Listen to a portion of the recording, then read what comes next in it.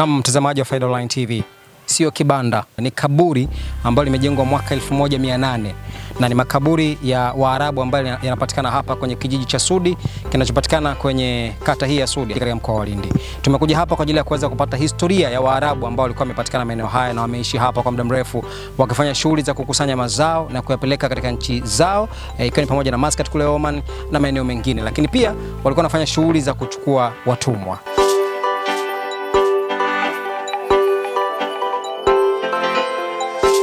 Na mara baada ya makaburi haya pia tumetembelea kwenye eneo la Mikwaju ambalo linapatikana hapa kwenye kijiji hiki cha Sudi kwenda kuona makaburi mengine ya Waarabu. Sasa leo tumetembelea hapa kwa ajili ya kuweza kuja kukupa historia ya hapa kuhusu makaburi haya, lakini pia kuhusu mazingira yote, maisha yote ambayo Waarabu waliishi katika eneo hili la hapa Sudi.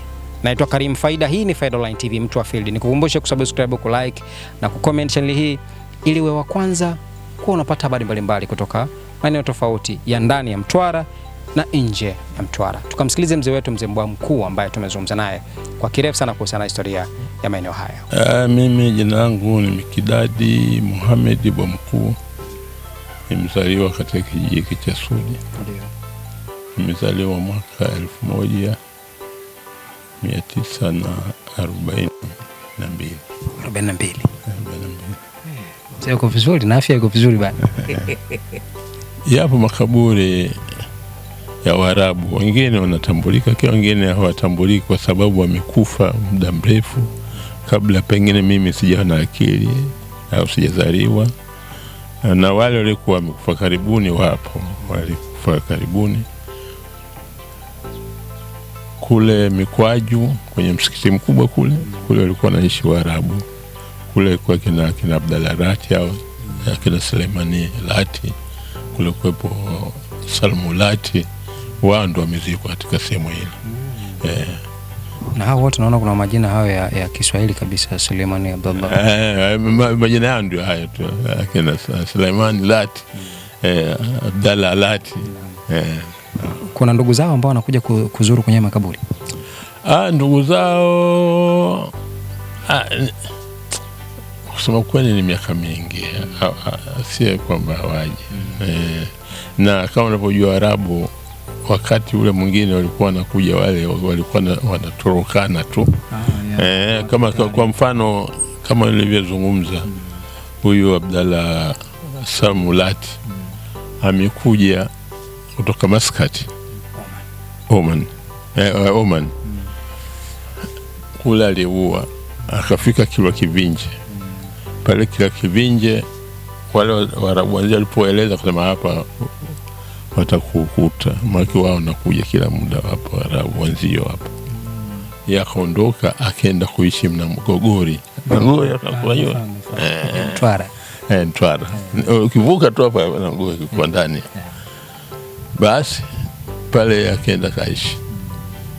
Naelewa alipoishi pale, miishi pale kwa bahati mzuri akapata mwanamke, akakaa naye, akamzaa mtoto. Shughuli zake kubwa zilikuwa ni kupasua mbao. Kupasua juu mbao ndio shughuli yake kubwa ile kao. Alafu anazisafirisha kuuza. Anasafirisha wakati ule mji mkubwa Mikindani, unapelekwa Mikindani mbao. Sasa Waarabu wale walipokuja wakaziona mbao nzuri pale wananunua, na hivyo akasema hizi bana, asema yuko Mwarabu mmoja anapasua. Mwarabu gani? Anasema huyo Lati. Akawa kwa na kavala kadha. Basi wale kumbe ndio mmoja hapo anamtafuta yule. Ule alikufanya tukio ndo hawa. Basi wale wakajivuta Waarabu wale siku hiyo. Baada kufanya mambo yao tayari wameshapakia tayari na upepo wa kusi tayari mshakuwa tayari. Wakaja mpaka Nagogori. Muda wa kama saa 8 au jioni kama saa 10.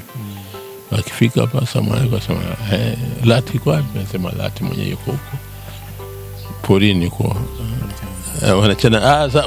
Ndio watu wake wanaleta mbao pale nyumbani, wanarudi, anasema yeye yuko kule. Wale wakamfuatilia mpaka kule. Sasa wale watu wakaona wale wanazungumza nao pale Waarabu wanzie. Una shida. Wale wengine wa Afrika wote wakatoka akitoka hiyo wamempiga MV.